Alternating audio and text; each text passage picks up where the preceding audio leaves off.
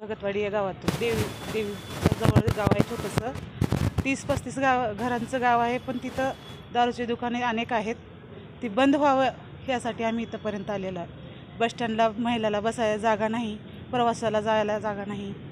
परत लहान मुलं रस्त्यावर खेळतात, काचेच्या बाटल्या फोडणे, दारू पिऊन शिवेगाळ करणे असं आमच्या गावात चालू आहे. यासाठी शेवटचा उपाय म्हणून दारू आमच्या कायमस्वरूपी गावातून बंद व्हावं, लहान मुलाचे भविष्य सुधारावं यासाठी आम्ही दारूबंदीसाठी उपोषण करणार आहोत. महाराज इर्लेकर, ओम महाकालेश्वर भक्तिधाम आयपाटी, भगतवाडी कोळेवाडी इथून आलो आहे आणि तालुका उमरगा, जिल्हा धाराशिव.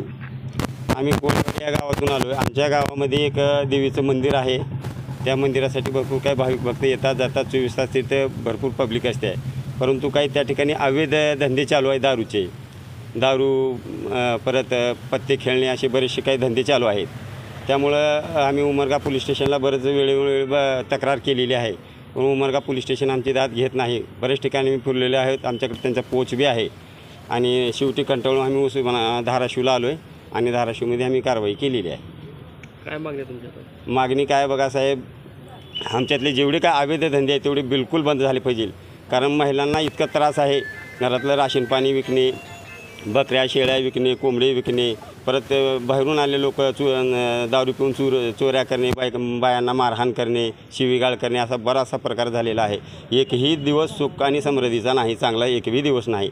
महिला सगळ्या जाजवून गेलेल्या आहेत, कंटाळून गेलेल्या आहेत. शेवटचा पर्याय म्हणून आम्ही उस्मानाबादला आलो आहे आणि नाही इथं जर काम जर झालं तर आम्ही स्वतःच आमच्या तालुक्यातून हद्दपार होण्याची आमची ठेवलेली आहे. आणि 6 तारखेला आम्ही रस्ता रोको आंदोलन आमच्या ग्रुप ग्रामपंचायतच्या जुन्या ग्रामपंचायतच्या समोर रस्ता रोको आंदोलन आणि आमरण उपोषण करणार आहोत साहेब.